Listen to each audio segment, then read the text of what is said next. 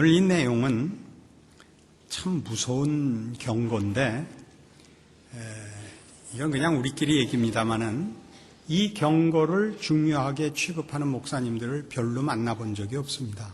얼마나 무서운 경고입니까? 뭐라고 그랬다고요?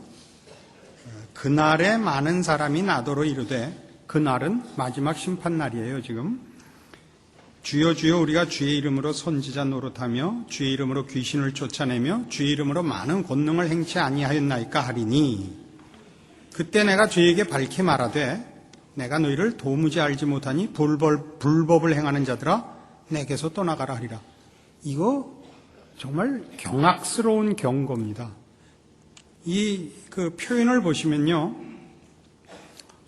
그 22절에 우리가 주의 이름으로 선지자 노릇하며 주의 이름으로 귀신을 쫓아내며 주의 이름으로 많은 권능을 행치 아니하였나이까요? 잘 보시면, 조금만 배우신 분이면 금방 눈치챌 텐데 주의 이름이 강조되고 있는 걸 봅니다. 그죠? 원래 이런 건 인수분해해서 주요를 맨 앞에 괄호 앞에 빼고 나머지 그냥 연결하는 게 원래 어법입니다. 주여 우리가 주의 이름으로 선지자 노릇하며 귀신 쫓아내며 많은 권능을 행치 아니하였나이까, 이게 원래 배운 사람들의 글 쓰는 법입니다. 그러나 이렇게 인수분해 안 하고 계속 반복하면 무슨 뜻이에요? 강조하고 있는 거죠. 이 사람들이 다 우리가 생각하는 것 같이 불법을 행한 게 아니고 자기 깐에는 주를 위해서 주의 일을 하느라고 충성심과 열정을 가지고 주의 이름으로 선지자 노릇하고 주의 이름으로 귀신을 쫓아내고 주의 이름으로 권능을 행했는데, 문제는 예수님께서 불법을 행했다는 겁니다. 남의 얘기 듣듯이 그러시면 안 됩니다. 우리 모두가 사실은 이 문제에 저촉이 됩니다. 왜냐하면요, 우리는 주를 위해서 무엇을 하는 것이 신앙의 우선적인 책임이며 신자의 마땅한 도리라고 생각을 합니다. 그렇지 않습니까? 그래서 누구든지 보란듯한 일을 하지 못하면 늘 풀주고 있고 죄스럽고, 오늘 장로님 말씀 기도에도 나온 바와 같이 구원의 확신과 자신이 없는 이유도 따지고 보면 다 이런 식의 사고일 것입니다. 그래서 오늘은 장로님 기도대로 모두가 구원의 확신을 갖기를 원하는데, 이 확신은 안 믿었는데 오늘 믿게 됐다 확신이 아니고 그동안 잘 믿고 있었는데 몰랐다, 이런 확인이 되었으면 좋겠습니다. 이런 자신이 없는 이유는 다 여러분이 여러분 소원만큼 신앙생활을 보란듯이 못하고 있는데 아마 근거하고 있을 것입니다. 그 문제로서 이 문제는 그러니까 경고이기도 하면서 어떤 의미로는 잘못된 가르침, 잘못된 우리 편견에 대한 교정이 되어 정당한 신앙을 확인하는 복된 밤이 될 수도 있습니다. 그래야만 됩니다. 옆집 사람 뇌 안 갖고 왔죠? 여러분 뇌는 어제 다 써갖고 남은 자리가 없잖아요. 이 문제는, 지금 이 경고는 무슨 얘기 속에 포함되어 있느냐 하면 15절에 있는 거짓 선지자들을 삼가라에서부터 등장하는 것입니다. 거짓 선지자들을 삼가라, 양의 옷을 입고 너희에게 나오나 속에는 노략질하는 일이라, 이렇게 시작하죠. 그러니까 거짓 선지자와 참 선지자를 구별해라, 그런 말씀인데, 따지고 보면 무슨 얘기죠? 거짓 신앙과 참 신앙을 구별해라 이겁니다. 그럼 무엇이 거짓 선지자인 표며, 또 좀 더 보편적으로 얘기해서 무엇이 거짓 신앙인 표며 무엇이 참 선지자고 무엇이 참 신앙인 표입니까? 라는 얘기입니다. 뭐래요? 열매로 알래요. 그의 열매로 그들을 알지니 가시나무에서 포도를 또는 엉겅퀴에서 무화과를 따겠느냐. 이와 같이 좋은 나무마다 아름다운 열매를 맺고 못된 나무가 나쁜 열매를 맺나니, 좋은 나무가 나쁜 열매를 맺을 수 없고 못된 나무가 아름다운 열매를 맺을 수 없느니라. 아름다운 열매를 맺지 아니하는 나무마다 지켜불에 던지우느니라. 이러므로 그의 열매로 그들을 알리라. 이렇게 되어 있습니다. 그리고 선지자 노릇하고 귀신 쫓아내고 권능 행했다고 다 됐다고 생각하지 마라가 됐죠. 지금 이 나무를 구별하는데 이 나무를 구별하는 법을 뭘 갖고 하라고요? 열매 갖고 하래요. 근데 우린 예수 믿는 사람들이 제일 주일학교 다니면서 또 성경을 읽으면서 머리에 박힌 열매에 대한 최고의 편견은 뭐냐면 30배, 60배, 100배란 말이에요. 열매 그러면 30배, 60배, 100배. 무슨 우리 암호 같아요. 열매 30배, 60배, 30, 60, 100. 옆에서 보면 모르죠. 30, 60 따면 90인데 왜 100으로 갔을까? 우리는 씨 뿌리는 비유에 나온 옥토의 30배, 60배, 100배로 우리의 신앙 속에 말씀을 듣기만 하지 말고 실천하는 자가 되자, 열매를 맺는 자가 되자 하는 중요한 신앙의 내용을 하나 갖고 있는데 이게 너무 커서 이 본문을 읽어도 이 얘기로 가버린단 말이에요. 그런 사람들 보셨죠? 노래 잘 부르다가 뒤에 딴 노래로 가는 사람 보신 적 있어요? 네? 없다 이거죠? 좋아요. 갈라디아서 5장으로 가보세요. 없대는 데야 제가 할 말이 없습니다. 갈라디아서 5장 16절 신약성경 307페이지입니다. 내가 이르노니 너희는 성령을 쫓아 행하라. 그리하면 육체의 욕심을 이루지 아니하리라. 육체의 소욕은 성령을 거스리고 성령의 소욕은 육체를 거스리나니 이 둘이 서로 대적함으로 너희의 원하는 것을 하지 못하게 하려 함이니라. 너희가 만일 성령의 인도하시는 바가 되면 율법 아래에 있지 아니하리라. 이 대목은 여러분 읽으면 금방 이해할 수 있는 내용입니다. 성령을 쫓아랍니다. 그리고 뭘 쫓지 마라? 육체를 쫓지 마라. 죄를 쫓지 말합니다. 이 둘은 같이 갈 수 없기 때문에 성령을 쫓으면 당연히 육체를 쫓을 수 없고 육체를 쫓으면 당연히 성령을 쫓을 수 없다. 둘 중에 하나를 선택해야 된다라고 얘기합니다. 동과 서가 다르듯이 육체를 쫓으면 성령을 쫓을 수 없고 성령을 쫓으면 육체를 쫓을 수 없습니다. 문제는 내가 성령을 쫓고 있는지 육체를 쫓고 있는지 어떻게 아느냐 하는 것입니다. 그죠? 그게 그 다음에 나옵니다. 19절. 육체의 일은 현저하니 곧 음행과 더러운 것과 호색과 우상숭배와 술수와 원수를 맺는 것과 분쟁과 시기와 분냄과 당짓는 것과 불리함과 이단과 투기와 술취함과 방탕함과 또 그와 같은 것들이라. 전에 너희에게 경계한 것 같이 경계하노니 이런 일을 하는 자들은 하나님의 나라를 유업으로 받지 못할 것이요. 오직 성령의 열매는 하고 9가지 성령의 열매가 나옵니다. 사랑과 희락과 화평과 오래 참음과 자비와 양성과 충성과 온유와 절제니 같은 것을 금지할 법이 없느니라. 그러니까 여기 나오는 성령의 열매는 성령의 열매를 맺자고 나온 게 아니고 성령을 쫓으면 이런 열매가 맺힌다로 등장하고 있습니다. 그러니까 무슨 얘기냐 하면 지금 이 전체 내용은 육체를 쫓고 있는지 성령을 쫓고 있는지 어떻게 아느냐의 판별식입니다. 판별식 기억나십니까? 옛날 고등학교 다닐 때 배운 2차 방정식, 중학교 때 배웠나? 2차 방정식, 근, D가 제로보다 크거나 같아야 근이 있다. 모른단 말이에요. 핵교도 안 나왔단 말이에요. 그 얘기예요, 지금 이게. 여기 얘기는 전혀 성령의 열매를 맺자가 아니라 그렇게 얘기한다고 틀린 말은 아닙니다. 본 내용은 성령을 쫓자인 거예요.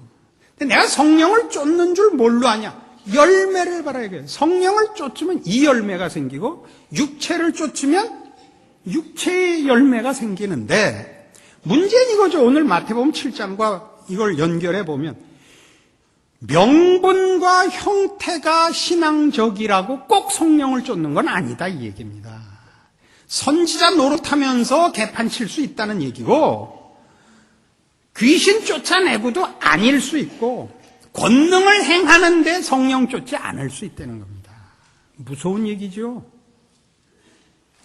빌립보서 2장에 가면요, 거기에 대한 이런 대표적인 예가 나옵니다.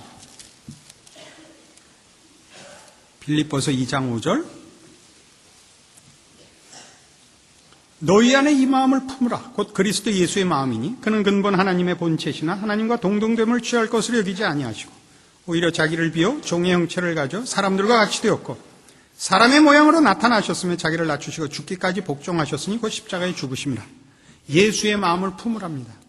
근데 예수의 마음을 누구 보고 왜 품으라고 했느냐 하면 어떤 때 예수의 마음을 품어야 되느냐. 1절.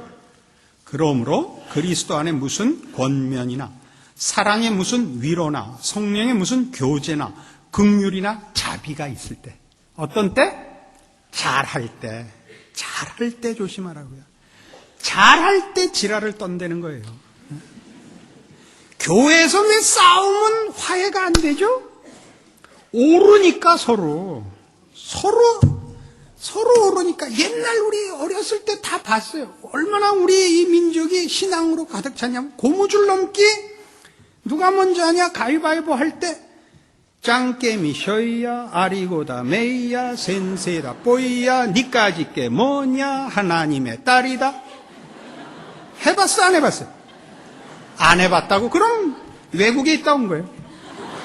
난 내가 고무줄 넘기 안 했어도 너무 많이 봐서 외웠어요. 아직도 안 지워져. 화학 주기율표는 다 까쳐먹었는데 이건 아니죠. 고무줄 넘기 누가 먼저 하냐도 하나님의 딸이다였다고요.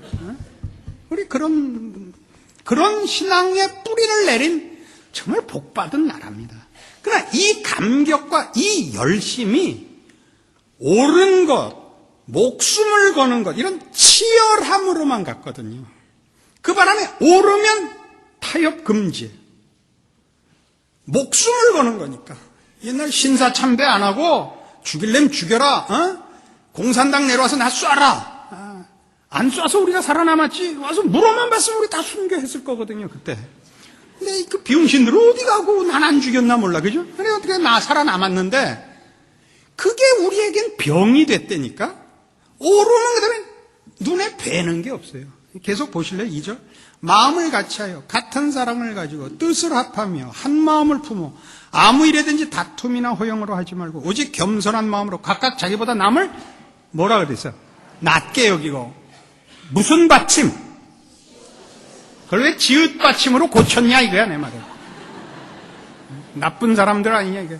남을 나보다 낮게 여겨? 시옷 받침이라니까. 그러니까 밤낮 교회 안에는 타협이 없어요. 기다려줌도 없고 용서도 없어요. 왜? 오르면 끝이야. 오르면 핏대를 세우고 눈에 힘 팍팍 들어가고 쳐다보면 살인광선이 나와.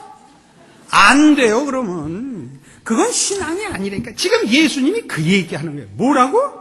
그날에 많은 사람이 나더러 이르기를 주여 주여 우리가 주의 이름으로 선지자 노릇하고 주의 이름으로 귀신 쫓아내고 주의 이름으로 많은 권능 행하고 주의 이름으로 성가대했습니다. 그럴까요? 아니라니까. 어떻게 했냐요? 어떻게 했냐? 성령을 쫓았냐? 성령을 쫓았냐? 성령을 쫓으면 당연히 무슨 열매가 맺힌다?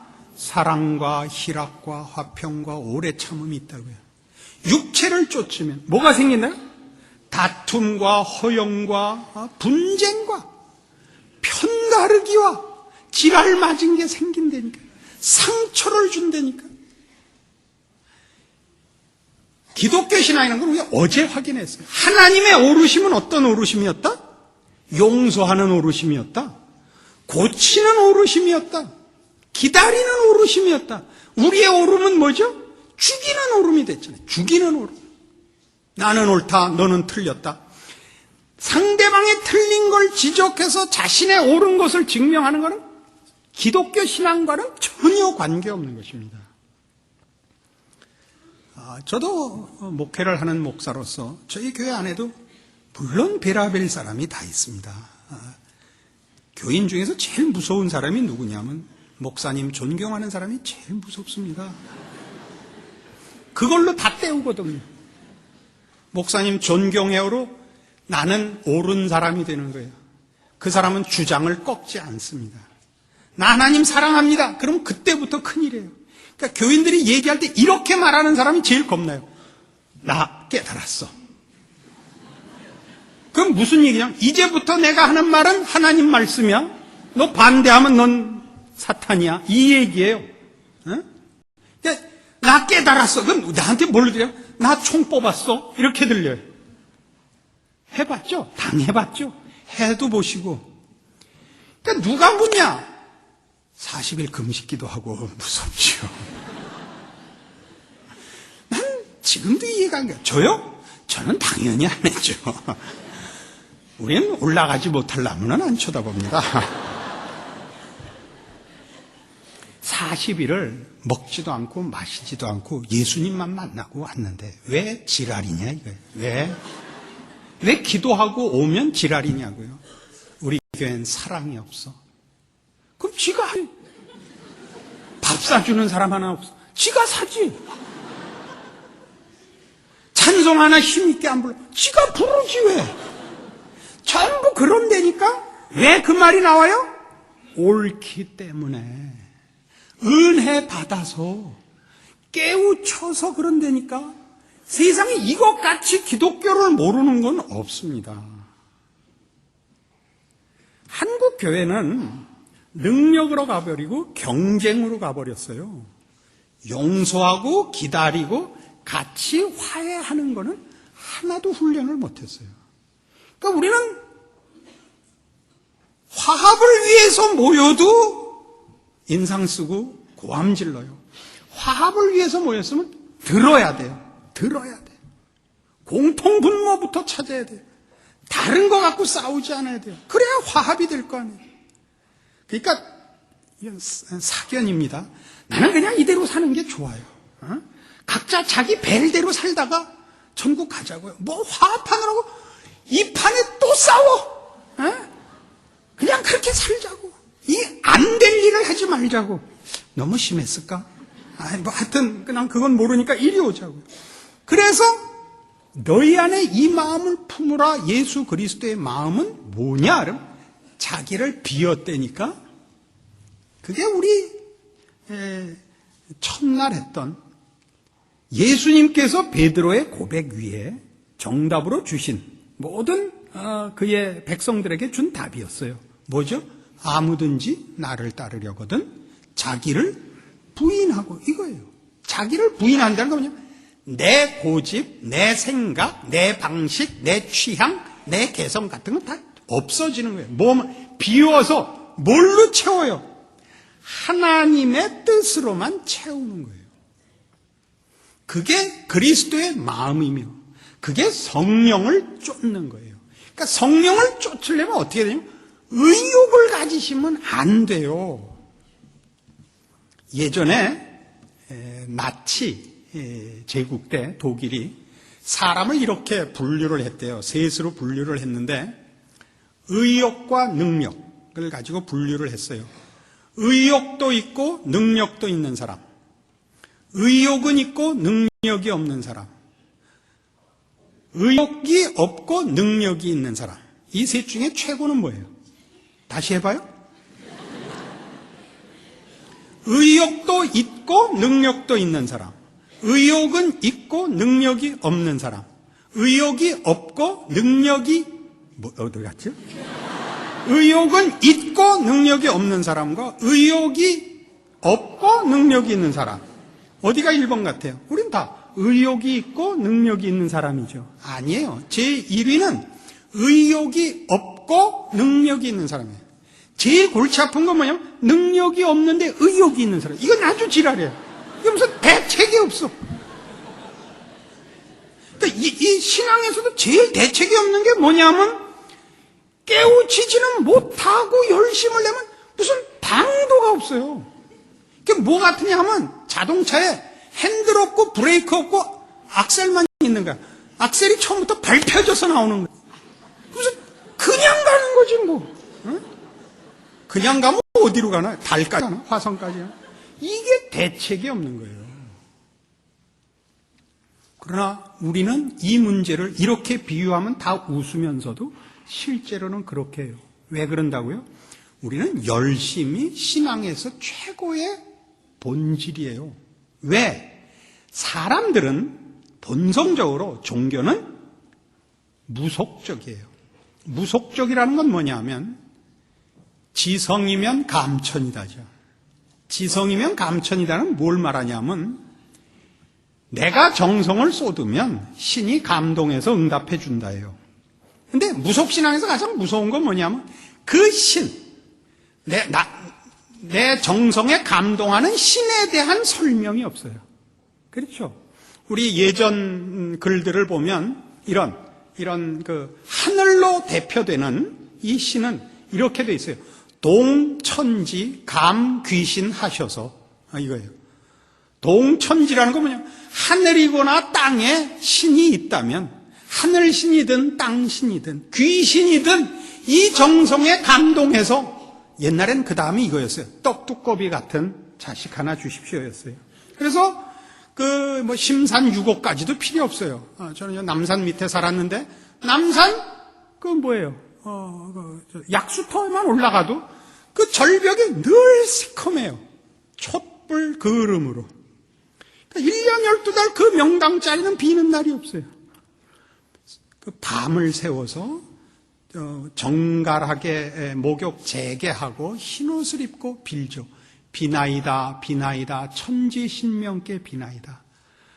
하늘에는 하늘신이 있고 땅에는 땅신이 있고 남산에는 남산신이 있고 부엌에는 부엌신이 있는 줄로 아옵니다만 어느 누구라도 좋사오니 내 정성을 보아 애 하나 주십시오.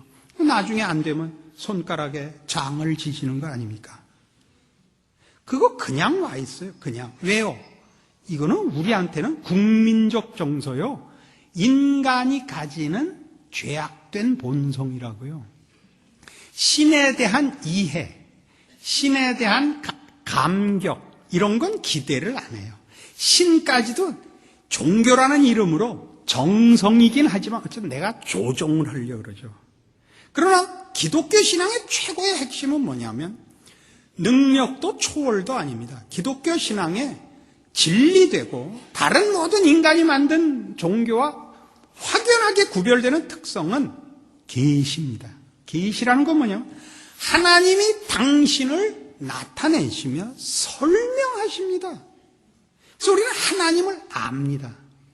그러니까 예를 들어봐요. 주문이라는 건 뭐냐면 여러분 아는 주문 중에 뭐 있어요? 아는 주문. 우리 다 아는 주문 하나 있는데 열려라 참깨. 이건 다 알죠? 아라비안 나이트. 열려라 참깨. 그거는 그 주문을 외우면 어느 신이 문을 열어주는지 왜 그 주문을 외우면 해주는지의 설명이 없죠. 그렇죠? 주문은 그래요. 뭐만 있어요? 이 주문을 외우면 어떤 결과가 생긴다만 알죠. 그러나 기도는 그렇지 않아요. 기도는 이렇게 돼 있어요. 따져요. 하나님 아버지, 입시철이 왔습니다. 이번에 우리의 삼수했습니다. 이번엔 붙어야 됩니다. 하나님 아버지, 제가 떼를 쓰는 게 아닙니다. 하나님도 생각이 있으면 한번 생각을 해보시오.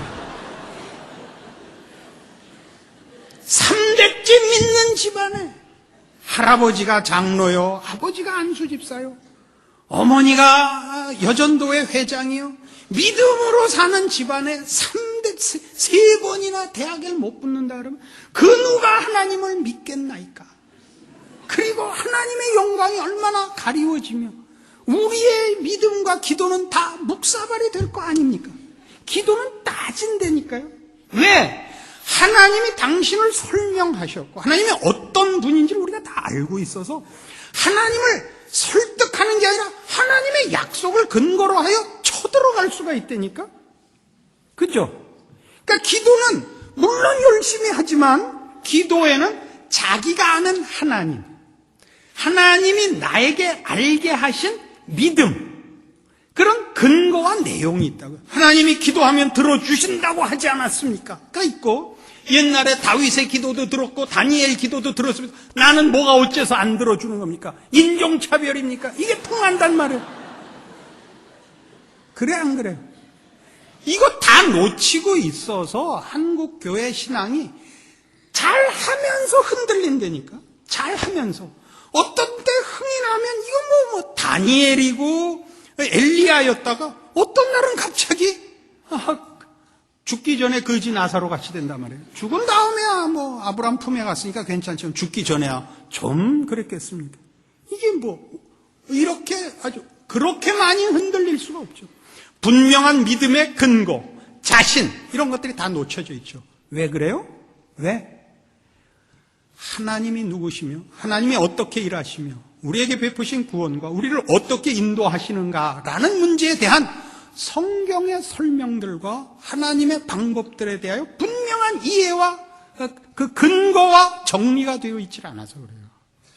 그러니까 이제 문제는 분명해졌죠. 선지자 노릇하려는 거 아니에요. 귀신 쫓아내려는 거 아니에요. 권능 행하려는 거 아니에요. 뭐 하래요? 뭐 하래요?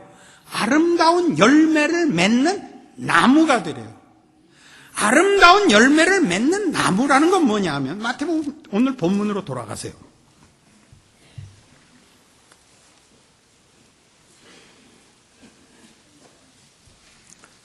마태복음 7장 16절로 돌아오셔서 그의 열매로 그들을 알지니 가시나무에서 포도를 또는 엉겅퀴에서 무화과를 따겠느냐 이와 같이 좋은 나무마다 아름다운 열매를 맺고 못된 나무가 나쁜 열매를 맺나니 좋은 나무가 나쁜 열매를 맺을 수 없고 못된 나무가 아름다운 열매를 맺을 수 없느니라. 지금 하는 얘기는 뭐냐면 좋은 열매를 맺자가 아니에요. 그죠? 좋은 열매를 맺는 좋은 나무가 되자는 거예요. 포도가 감을 맺을 수 없고, 그죠? 또 뭐 사과가 포도를 맺을 수 없어요. 그러니까 성령의 열매를 맺자 식으로 잘못 가면 어떻게 되냐 하면 우리는 그런 나무가 되는 게 아니라 열매를 모으게 된다고요. 그걸 우리는 좋은 나무라 그러지 않고 과일 도매상이라 그래요. 그런 존재가 되란 말이에요. 그런 존재가. 지금 그 얘기를 하는 거예요. 그래갖고 어디로 가냐면 19절에 아름다운 열매를 맺지 아니하는 나무마다 찍혀 불에 던지우느니라거든요. 이거 어디서 봤던 구절이죠. 세례 요한의 경고죠. 독사의 자식들아 누가 너희로 임박한 진노를 피하라 하더냐. 이미 도끼가 나무 뿌리에 놓였으니 아름다운 열매를 맺지 아니하는 나무마다 찍혀 불에 던지우리라. 거기서 나온 얘기예요. 그게 무슨 뜻이에요? 너희는 하나님의 자녀 아니다죠. 그게 아름다운 열매를 맺는 선행을 해야 되고 종교적인 일을 했어야 됐다는 무슨 업적을 논하는 것이 아니라 그것이 결실되는 그런 증거가 나타나는 이 증거의 뜻이 있지 않아요. 오히려 그런 존재가 됐었어야 하는데 너희는 아름다운 열매를 맺을 수 없는 존재. 너희는 가시나무고 엉겅퀴다 이거죠. 알아들으십니까?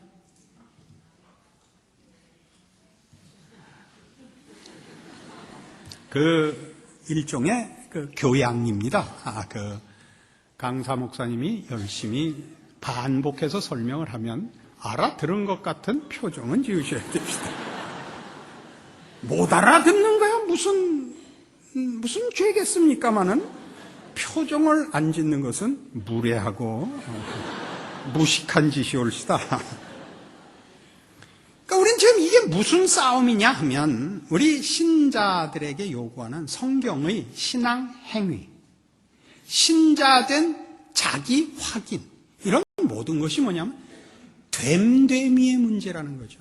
됨됨이 일이 아니고 나타난 것 이전의 문제며 됨됨이 따지자면 아까 본 성령의 열매에서 본 바와 같이 됨됨이는 뭐로 확인하느냐 하면 성품과 인격으로 확인한다는 것입니다. 능력으로 확인하지 않습니다. 일로 확인하지 않습니다. 뭘로 확인해요? 성품과 인격으로 확인합니다. 이건 우리에게 너무나 고마운 일입니다. 왜요? 그러니까 여러분의 지금 조건들, 여러분이 불평하시는 조건들, 나는 못 배웠다, 난 가진 게 없다, 난 무식하다, 상관이 없는 거죠. 인격과 성품을 따지는 데는 얼마나 배웠냐, 얼마나 가졌냐, 얼마나 권세가 있느냐는 그건 외려 짐입니다. 그건 뭐 더 가지셨거나 더 배우셨으면 기준이 높아져서 그 훌륭하기 참 어렵습니다만은 여러분이 무식하고 가난하시면 아주 조금 겸손만 해도 너무나 훌륭해 보입니다. 성경이 요구하는 건 이 싸움입니다. 우리는 됨됨이의 싸움을 해야 됩니다. 그것이 성경이 가르치는 얘기입니다. 우리는 아름다운 나무가 되어야 합니다. 그래서 내가 있는 곳에는 평화가 있고 용서가 있고 화해가 있고 기다림이 있고 겸손이 있어야 됩니다. 그걸 떨라는 거 아닙니다. 그걸 떠는 거는 뭐가 되죠? 아까 한 것과 과일 잠수가 되는 겁니다. 겸손을 떨고 또 뭐 할까요? 좋은 거 이거 아닙니다. 이건 새겨 들으세요. 저는 그 말을 절제를 못하는 게 유일한 약점입니다.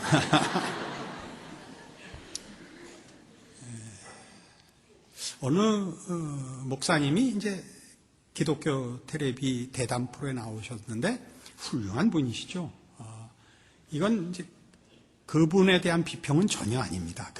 우리도 의식하지 못하고 쓰는 표현들에 대해서 제가 지적을 해서 우리 안에 있는 우리 자연적인 생각과 성경의 다름을 비교하려고 합니다. 이제 그 사회자가 물었습니다. 목사님, 평생 이렇게 목회자로 살아오시는 동안에 가장 후회되는 일이 무엇입니까? 그래서 내가 교인들에게는 가르치면서도 내가 본을 보이지 못한 게 늘 후회스럽습니다. 이렇게 답을 하셨습니다. 훌륭합니까? 안 훌륭합니까? 훌륭하죠. 지금 여러분들이 눈치를 보는 것은 전혀 머리를 쓰는 것이 아니고 이게 뭐 모르겠걸랑요. 계속 들어보니까 맞는 게 맞는 게 아니고 틀리는 게 틀리는 게 아니까 이제 눈치만 남아가지고 망신 안 당할 생각만 하는 게 그러시면 안 됩니다. 틀리셔도 말을 하셔야 됩니다. 훌륭한 답입니다. 그렇죠? 예, 이상 훌륭할 수 없습니다. 제가 더 좋은이라고 그러지 말고 제가 느끼는 식의 답을 하죠. 저는 후회가 없습니다. 후회거리가. 왜냐하면 후회할 만큼 잘할 수 있는 게 개뿔도 없었습니다. 우리 평생에 우리가 잘할 수 있는 게 뭐가 있습니까? 우리 살면서 후회되는 거 수도 없이 많습니다. 다시 살면 안 그럴 자신 있습니까? 아니, 그럴 수 있으면 지금이라도 벌써 훌륭해져 있어야죠. 지금 훌륭한 사람 손 한번 들어보십시오. 우린요, 옛날에 몰라서 미련하게 굴었고, 알고도 미련하게 굴고, 후회하면서 미련하게 굴고, 욕하면서도 미련을 떱니다. 후회요? 다시 한번 내가 잘할 수 있는 사람같이 보입니까? 사회자 양반? 당신 예수가 왜 십자가를 졌는지 알기나 하고 묻는 겁니까? 이런 생각이 나는 것이 정상이어야 됩니다. 그것이 우리를 말하자면 그리스도의 마음으로 인도하는 겁니다. 잘할 수 있다. 기도하면 잘 된다. 기도라는 건 뭐냐 하면요, 혈서 쓰는 게 아닙니다. 기도란 나로부터는 이 일이 시작될 수도 결과될 수도 없사오니 하나님이 도와주셔야 됩니다. 이게 기도입니다. 그러니까 기도라는 건 구입니다. 기도는 말이죠, 연설을 하시면 안 됩니다. 모두가 기도를 들으면 하나님 앞에 서 있게 만들어야 됩니다. 감동스럽게 하실 필요 없습니다. 기도는요, 어떻게 하면 기도가 제일 잘하는, 와서 때 쓰셔야 됩니다. 하나님이 외면하시면 난 꽝입니다. 최고의 기도입니다. 이걸 조금만 단어를 바꿔서 쓰시면 됩니다. 그러면 뭐가 없어지죠? 남을 지읒받침으로 낮게 볼 수는 죽었다 깨도 없죠. 죽었다 깨도 없죠. 시옷받침을 안 쓸 수가 없죠. 누구도 나보다 낫죠. 왜요? 왜 낫냐면 실제로 낫진 않아요. 다 모르잖아요. 속까지는 모르잖아요. 나는 알잖아. 내 속을 나는 알잖아. 내 속이 얼마나 더러운데 뭐 꼭 까발릴 필요가 뭐 있겠습니까만 내가 알잖아. 누굴 욕해? 뭘? 그러니까 우리가 겸손해지고 은혜를 구하는 거예요. 그러면 결국 뭐가 나와? 우리를 비워 성령께서 나를 인도하시면, 그게 뭐 다른 걸로 나타나잖아요. 제일 먼저 나타나는 게 겸손이에요. 남을 사랑하고 용서하고 화해하고 기다리고 절제할 수밖에 없어요. 지 말 못해요. 입 바른 소리를 못해요. 내가 못했는데 자기가 못한 걸 왜 남한테 얘기해요? 못하지요. 그게 여기 얘기예요. 우리는 어디서 속느냐 하면 옳은 일, 그러니까 명분과 형태에 속아요. 옳은 명분 가졌을 때 우리 늘 넘어집니다. 목사들이 제일 많이 저지르는 실수죠. 쉽게 뭐라 그러죠. 우리가 하나님의 말씀을 전해야 될 때는 자신의 수준을 넘어서 하나님께서 요구하시는 것과 거룩한 기준을 선포해야 합니다. 그것과 개인은 다릅니다.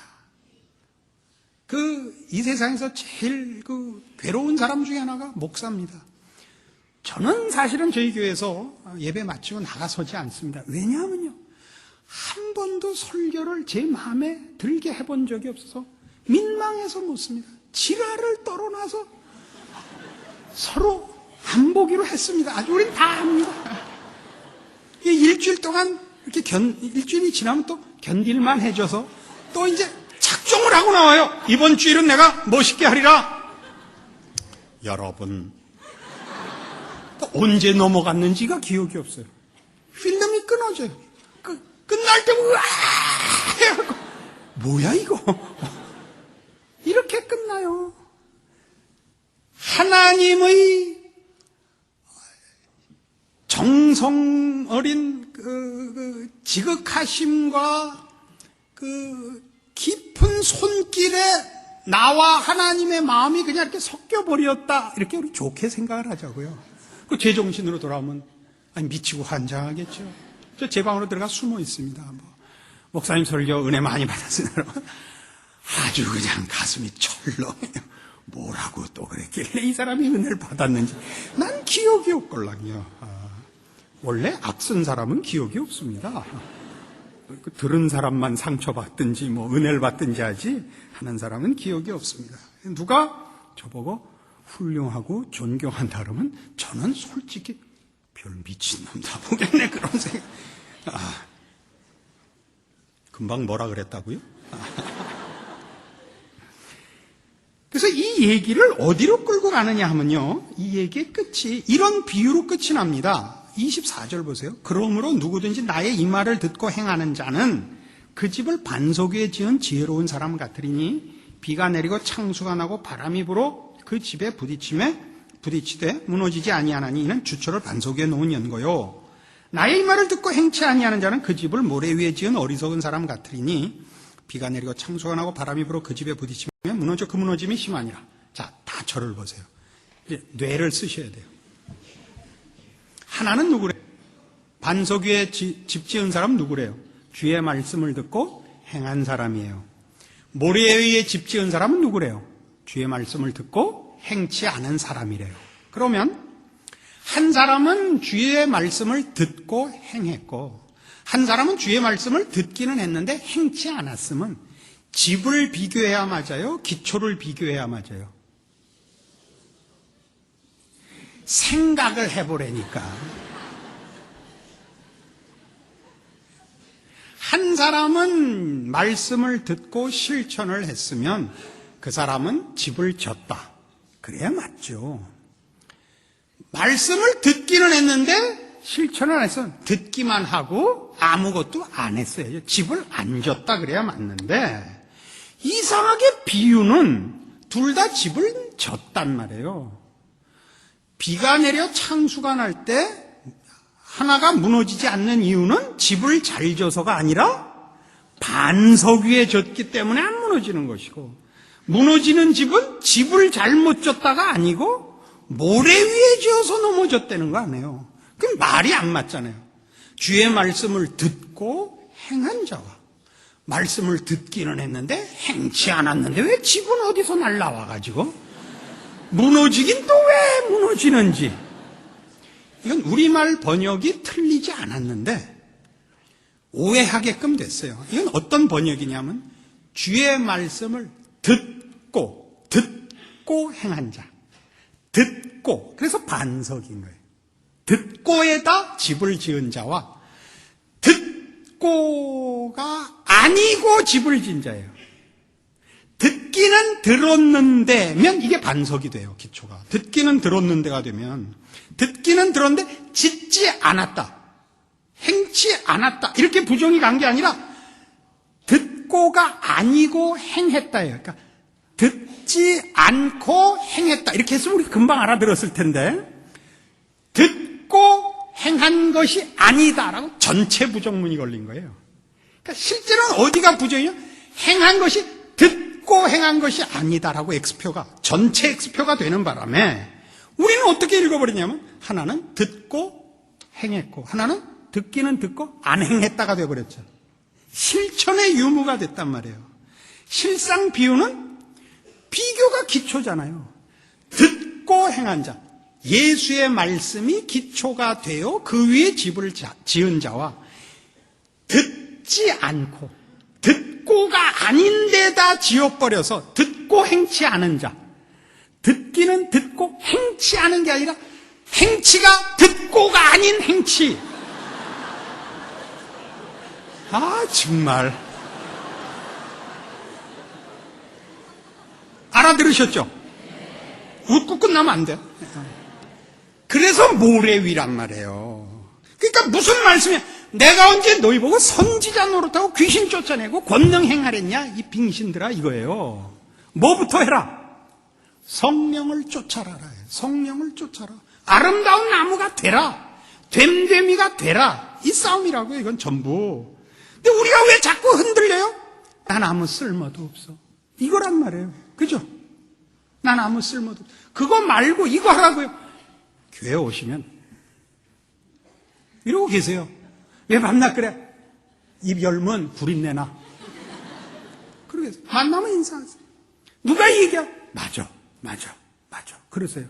맞아. 누가 괴로워하면 너 힘들겠다. 우리 나가서 냉면 사 먹자. 돈은 네가 내라. 왜 교회 와서 다 그러잖아. 이렇게 자기도 모르게 한숨을 푹 쉬었더니 옆에서 권사님, 김집사 왜 그래? 아니야, 아무것도 안 해. 아, 왜 그래? 사실은요, 우리 집에 이만저만한 일이 생겼어요. 내가 너 그럴 줄 알았다. 너 잘 만났다. 내가 그동안 욕할 사람 못 찾았는데 너 참 잘 만났다. 이건 아니라니까? 이거 하지 마요. 누가 괴로워하거든 편을 드세요.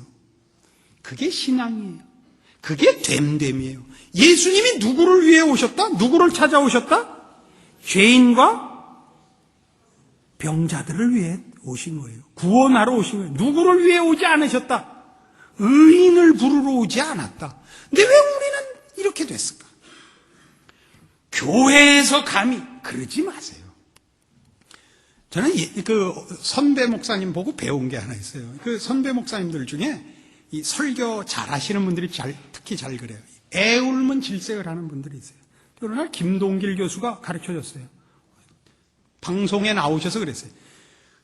그 소리나 똑같던데 뭐 신경질은 부려. 그래서 저는 어떻게 하느냐 하면 애가 울거나 어제인가 그젠가 우리도 핸드폰 한번 울었죠. 그럼 같이 넘어가는 거예요. 같이. 애는 울어야 돼요. 애가 안 울면 죽은 거예요. 애가 무슨 설교를 알아듣겠어요? 찬송을 하겠어요? 애 뛰어다니면 내비두세요.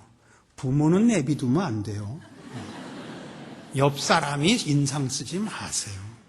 교회에 오면 여기야말로 죄인이 와서 맘 놓을 수 있는 것이어야죠. 죄를 맘 놓고 지라는 얘기 아니에요. 우리를 받아주는 주님이 있는 곳이잖아요. 여기에 오면 누구든지 마음을 놓고 쉼을 쉬고 자기 속 얘기를 꺼내놓고 위로받고 편을 얻어야 되지 않겠어요? 그거 하셔야죠. 왜 얘기했잖아요. 왜 고등학교 동창 불러서 핵구준 두꺼비표를 먹게 만드세요? 왜? 예수 믿는 사람은 왜 신앙으로 넘어가게 못하세요? 정말 고달퍼지면 기도도 안 나와요. 여러분 그거 당해보셨어요? 잘 모르겠는데 표정들이 교묘해서 잘 모르겠는데 제가 정말 속상할 때 뭐 했냐면요, 한 3년 동안 자동차에 뽕짝 갖고 다니면서 들었어요. 삼삼해요 가사가. 제가 제일 은혜 받은 뽕짝 하나 소개할게요. 립스틱 짙게 바르고. 와. 아니, 그 얼마나 제목이 선정적이에요. 립스틱 짙게 바르고 어떻게 하겠다는 목사로 유혹하겠다는 거 어떻게 해? 이야, 이거 뭐 사탄의 천병이구나. 아니에요. 가사가 이런 거예요. 정확히는 못 외웠어요. 뜻이 이거예요. 사랑을 누구랑 했는데 사랑이란 다 그렇더라. 나팔꽃 같더라. 아침에 피다가 저녁에 지더라. 이제 단물 다 빨아먹고 가겠다고? 좋다. 나 너 본다. 내 치사하게 너 붙잡고 늘어져서 속상하게 안 한다. 나 립스틱 짙게 바르고 아무 일 없었던 것 같이 나가서 너 보내주마.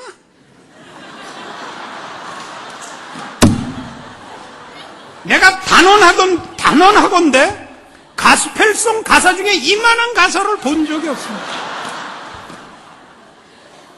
믿지 않는 사람들도 그쯤 돼요. 근데 믿는 것들이 훨씬 못한다니까. 훨씬 못한다니까. 이건 전혀 십자가를 모독하는 겁니다. 우리가 다 할 수 있는 걸 못하고 있어요. 뭐죠? 우리가 빛과 소금인데 어떤 의미에서? 예수를 아는 지식에서, 은혜를 입은 자로서, 우리가 입은 은혜와 우리가 받은 구원과 우리가 아는 믿음이 우리에게 충만히 흘러넘쳐 나를 보는 자가, 하나님이 어디 있어? 있다고 말 못하게 만들어야 돼요. 널 보니까 하나님이 있는 거 분명하다, 이렇게 만들어야죠. 선행을 보고 안 해요.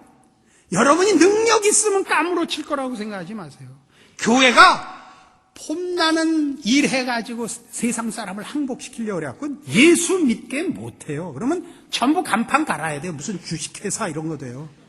그거 하지 말아요, 제발. 십자가의 능력을 보이라고요. 십자가가 우리 죄인들을, 이 이기심과 더러움의 덩어리들을 어떻게 바꿔놨는지 누리시고 보이라고요. 이런 말을 이렇게 승질을 부리면서 해야 되냐 말이에요. 한국 교회가 관도에 안 해놔. 그래서 이제 분명해진 건 이겁니다. 성경이 우리에게 뭐 하라 그러느냐, 이 싸움입니다. 뭐가 신앙이냐? 신앙의 정말 진수가 뭐냐? 자랑이 뭐냐? 책임이 뭐냐? 이런 얘기죠. 디모데전서 1장에 가봐요. 디모데전서 1장 3절부터 봅니다. 내가 마게도냐로 갈 때에 너를 권하여 에베소에 머물라 한 것은 어떤 사람들을 명하여 다른 교훈을 가르치지 말며 신화와 끝없는 족보에 창념치 말게 하려 함이라. 이런 것은 믿음 안에 있는 하나님의 경륜을 이룸보다 도리어 변론을 내는 것이라. 경계의 목적은 청결한 마음과 선한 양심과 거짓이 없는 믿음으로 나는 사랑이거늘 사람들이 이에서 벗어나 헛된 말에 빠져 율법의 선생이 되려 하나 자기의 말하는 것이나 자기의 확증하는 것도 깨닫지 못하는도다. 디모데에게 보낸 편지예요. 바울이 이제 전도 여행을 다녀야 되니까 에베소에 디모데를 말하자면 목회자로 세워놓고 떠났어요. 근데 에베소 교회에 거짓 교사들이 일어났습니다. 그러니까 기독교 진리를 왜곡시키는 사람들이 생겨났어요. 이단이 생긴 게 아닙니다, 지금. 다른 하나님을 믿자, 다른 예수를 믿자가 아니고 같은 하나님을 믿자, 같은 예수를 믿자, 같은 십자가를 얘기하는데 틀리는 거예요. 그게 뭐냐면 지금 여기 있는 것 같이 쓸데없는 것을 가르치는데, 그 쓸데없는 것이 뭐냐면 이 거짓 교사들의 쓸데없는 것의 가장 큰 문제는 7절에 있는 바와 같이 율법의 선생이 되는 겁니다. 율법의 선생이 된다는 건 뭐냐면 우리가 근거가 되고 우리가 자격이 되어 잘한다 못한다 싸움을 하는 걸 얘기합니다. 기독교는 은혜의 종교요. 예수 그리스도로부터 받은 것으로만 우리가 우리 자신을 변화시키고 남을 변화시킬 수 있다고 믿는 신앙입니다. 이게 아차하면 우리도 모르는 새에 같은 예수를 믿는다는 고백하에 의욕과 열심으로 주를 위하여 라는 이름으로 자기를 근거한 자기를 근거한 업적을 남기는 싸움으로 넘어갑니다. 그게 신앙이라고 생각을 하고 넘어갑니다. 거기에 바로 이 디모데전서 지금 여기에 나온 이 율법의 선생이 되려 한다. 법이란 뭐죠?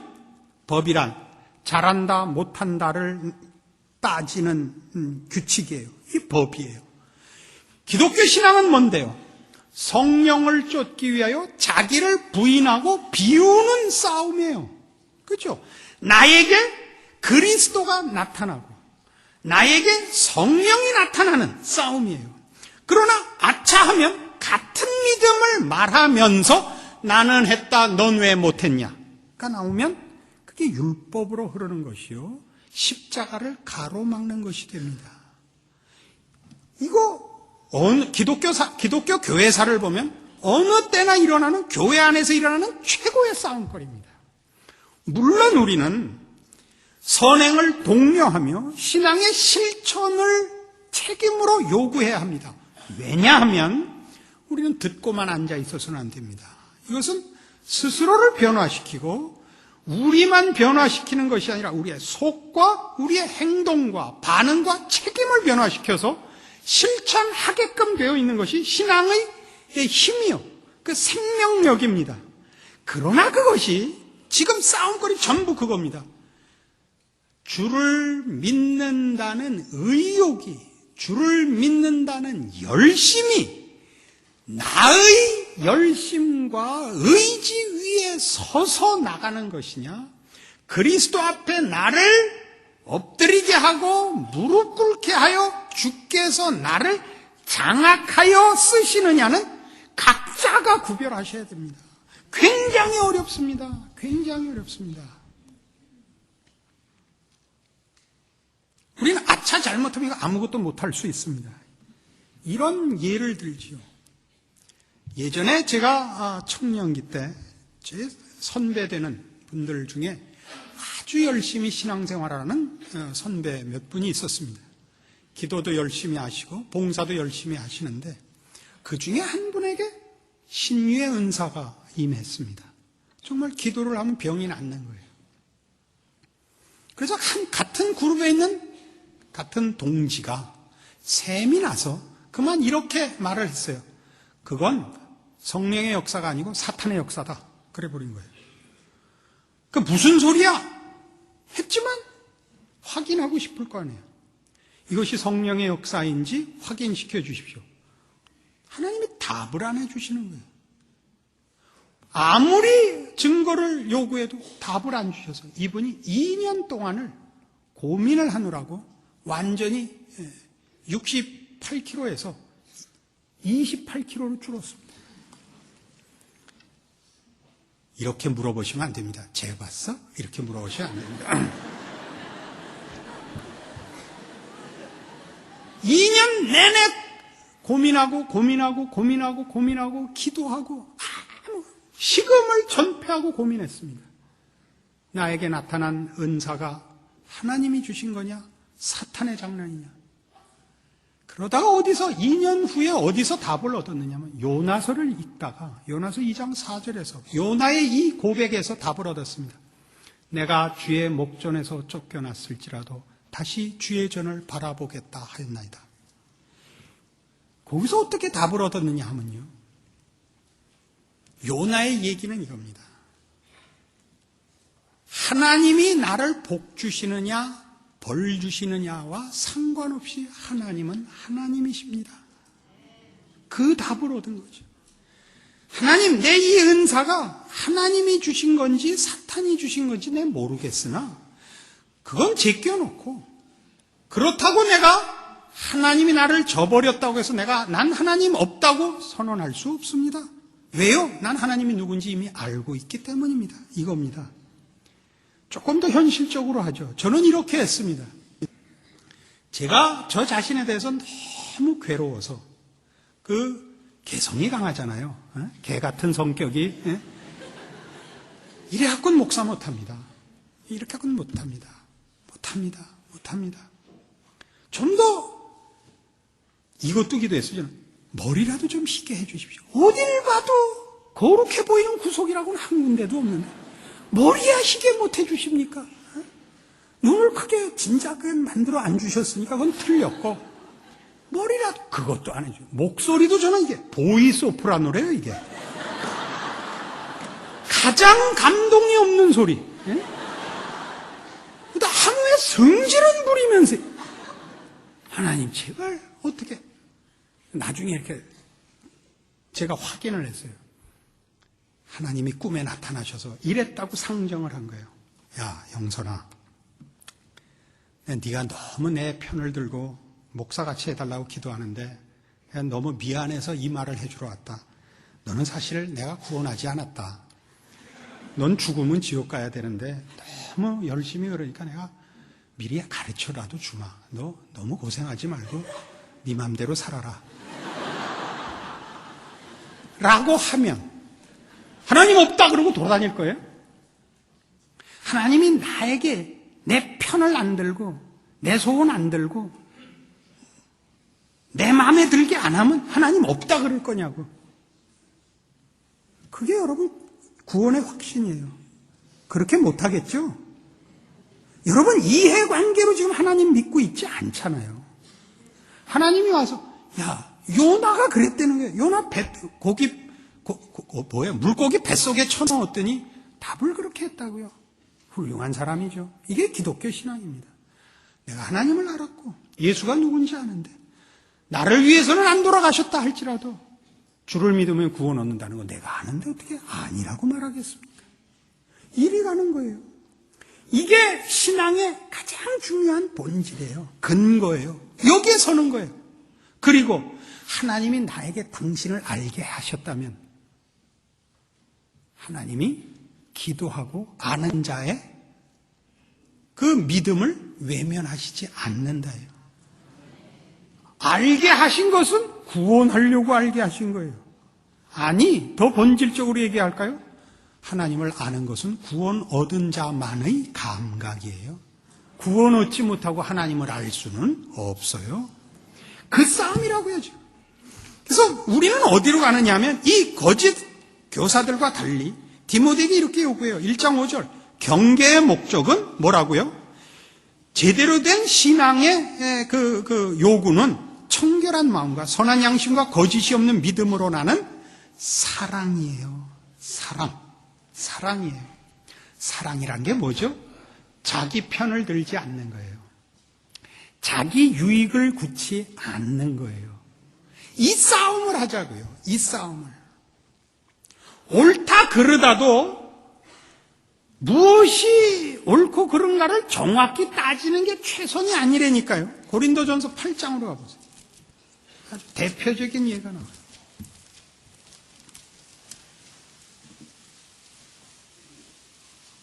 고린도전서 8장 1절.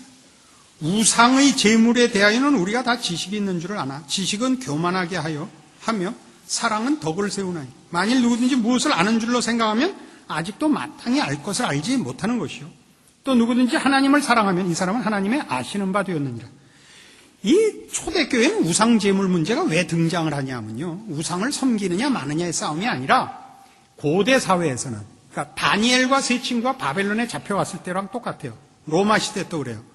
그 당시에는 시중에 나오는 그 먹는 식용 고기들이 전부 도살장에서 그냥 식용으로 도살되어 시장에 나오는 게 아니라 국가 우상 신에게 바쳐지고야 나왔어요.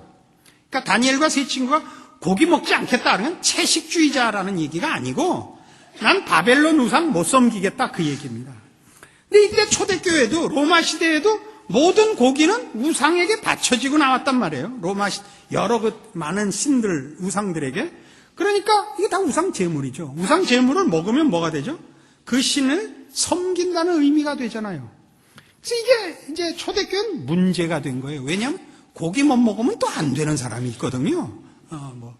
그러니까 어떤 사람은 이제 모르고 사 먹고, 어떤 사람은 야 그거 우상 제물이다, 먹으면 안 된다가 됐단 말이에요. 그런데 거기에 무슨 문제가 하나 더 결부가 됐냐면, 신앙적으로 경지에 좀 오른 사람들이 이런 얘기를 하게 됐어요. 세상에 우상이 어딨냐? 말은 맞죠. 우상이 어디 있어요? 사람들이 만든 거지 실제 신은 하나님 외에는 없잖아요. 지들이 있다고 생각하는 거지. 그럼 돌 앞에 놨다가 나왔다고 왜 못 먹냐? 말이 맞아요, 안 맞아요? 우상은 원래 없는 거는 뭐 지들이 신이라고 믿는 거고 우리가 보면 그냥 석상이지요. 뭐 그냥 미술 작품인지 장난친 건지 모를 거지 뭐 거기 왔다고 왜 못 먹냐? 이게 지식이에요. 여기서 말하는. 그러나 이거예요. 우리 고린도전서 10장에 가면 이런 말 나오죠. 31절. 그런즉 너희가 먹든지 마시든지 무엇을 하든지 다 하나님의 영광을 위하여 하라. 이게 무슨 얘기냐면요. 네가 그 우상이라는 존재가 없는 줄 알고 네 신앙적인 지식이 그 우상 제물 먹는 거 좋다. 그거 죄 아니다. 그러나 그만한 실력이 없는 초신자들이 네가 그걸 먹는 걸 보면 하나님을 다른 모든 우상들 중에 하나로 생각하는 시험을 받을 수 있으니 그를 위하여 내 자유를 절제해라. 모든 것이 가나 모든 것이 유익한 것이 아니요. 그래서 등장하는 겁니다. 이게 뭐라고요? 이게 사랑이에요. 그러니까 여러분이 어떤 문제에 있어서 이게 옳다라고 얘기를 하고 싶을 때에 그 사람이 그 수준에 오려면 아직도 많은 단계를 거쳐야 하거든. 잘하고 있다 그러란 말이에요. 웃지 마시고 야 그거 별거 아니야 그러지 마세요. 처음에 예수 믿으면요 펄펄 뛰고 뭐 온 세상이 다 내 거고 그거 왜 초쳐요? 그럼 뭐하고 똑같으냐면 결혼식장에 가서 불쌍한 것들 그러는 거랑 똑같은 거예요. 그 삶은 다 알아요. 몇 년 안 가서 별거 아니라는 거 잘못했다는 거 다 알아요. 그걸 왜 미리 가르쳐줘요? 그건 죄예요. 기다리라고요. 기다리라고. 사람은 다 자기가 그 길을 겪어와야 돼요. 기다려주는 거. 고린도전서 13장 가보실래요? 이 기가 막힌 사랑장을 보실래요? 13장 4절. 사랑은 오래 참고 사랑은 온유하며 투기하는 자가 되지 아니하며 자랑하지 아니하며 교만하지 아니하며 무례히 행치 아니하며 자기의 유익을 구치 아니하며 성내지 아니하며 악한 것을 생각지 아니하며 너 가다 자빠져라. 이딴 생각 안 한다는 거예요. 불의를 기뻐하지 아니하며 진리와 함께 기뻐하고 모든 것을 참으며 모든 것을 믿으며 모든 것을 바라며 모든 것을 견디느니라. 상대방이 될 때까지 기다리는 거예요. 우리는 되기 전에 빨리 지적을 하려고 그러죠. 고치고 나면 곤란하잖아요. 우리가 가지는 죄송의 무서움을 아세요? 그 신자들이 가지는 최고의 그 죄송의 표본은 이겁니다. 누가 미우면 그 사람이 신앙이 좋아질까봐 겁이 나. 무슨 말인지 모르는 거죠, 지금. 그 사람이 신앙이 좋아지면 미워하는 내가 잘못이 되거든. 그래서 계속 신앙이 나빠야 내가 당당하게 미워할 수 있지. 누가 미우면 회개할까봐 겁나고 기도할까봐 겁난다니까. 그게 우리의 본성이에요. 알아들으세요? 그래서 어떻게 하라고? 무슨 싸움을 하라고? 되미의 싸움을 하시라고. 성품과 인격의 싸움을 하시라고요. 무엇을 가져야 한다고요? 아무런 세상적인 조건이 도움이 되는 게 없어요. 배웠냐 못 배웠냐, 가졌냐 못 가졌냐, 훌륭하냐 안 훌륭하냐라는 사회적 기준은 여기에는 아무런 도움도 방해도 안 돼요. 여러분이 지금 가지신 어떤 조건도 하나님이 그의 자녀들에게 요구하는 신앙의 완성에는 최상의 조건인 거예요. 공평한 거예요. 목사면 더 쉽다? 아니요. 뭐가 맨 처음 났어요? 주여 우리가 뭐 했다고요? 선지자 노릇했다고요. 선지자 노릇했다고 무조건 신앙 좋지 않아요. 천국 갔다 온 사람 얘기가 있잖아요. 천국에 갔더니 저 밖에서 베드로가 안에다 주님 누구 왔습니다. 그러니까 안에서 그래 어서 들어오라 그래 그러더래요. 한참 있으니까 아무개 목사님 왔습니다. 그러니까 예수님이 맨발로 뛰어나오더래요. 아니 주님 세상 살 때도 목사만 대접받고 우리 평신도 병신도 해가면서 완전히 묵사발로 살았는데 천국 와서도 1억입니까? 예, 그게 아니고 10년 만에 목사는 처음 온다, 야. 그래.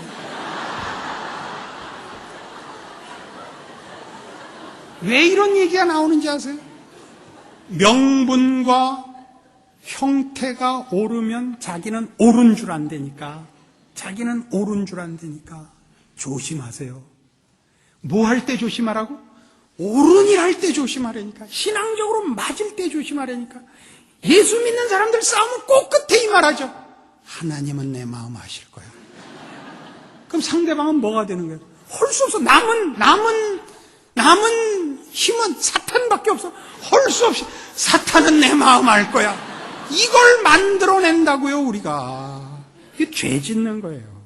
그래서 우리가 스스로의 신앙도 사실은 손해를 보고 같은 교우들로서 모두가 모두에게 도움이 안 되는 이런 이상한 교회를 사실 우리가 만들었어요. 우리 모두가 원흉이에요.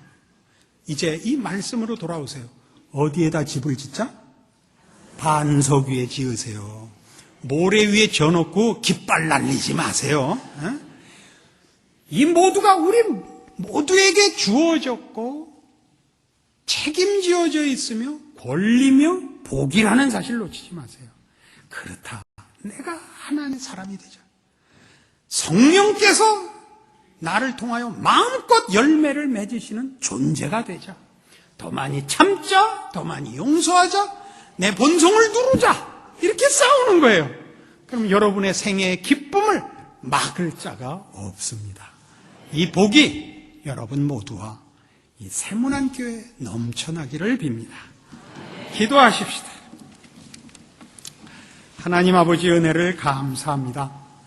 하나님 우리 아버지께서 우리를 구원하시고 복 주시고 하나님의 자녀로 완성하시려고 오늘도 여전히 우리에게 주의 말씀으로 가르치시니 감사합니다. 주를 닮으라 하십니다. 하나님을 아버지라 부르라 하십니다. 성령의 열매를 맺으라 하십니다. 그것 우리가 세상의 것으로 할 수 있는 것 아닙니다. 그러므로 우리는 자신할 수도 없고 그러므로 우리는 체념할 수도 없습니다. 하나님이 십자가로 우리를 구원하셨듯이 성령 하나님께서 우리 안에서 이 일을 이루실 것을 믿고 이 시간 또 구합니다. 우리의 간구를 들으시고 우리로 오직 이 소원으로만 신자된 인생을 살게 하사 우리 하나님 영광 받으시며 주를 믿는 자의 그 신앙의 현실적 기쁨을 우리 모두가 남김없이 누리는 우리 세문안 교회 교인들 되게 하여 주시옵소서. 예수님 이름으로 기도합니다.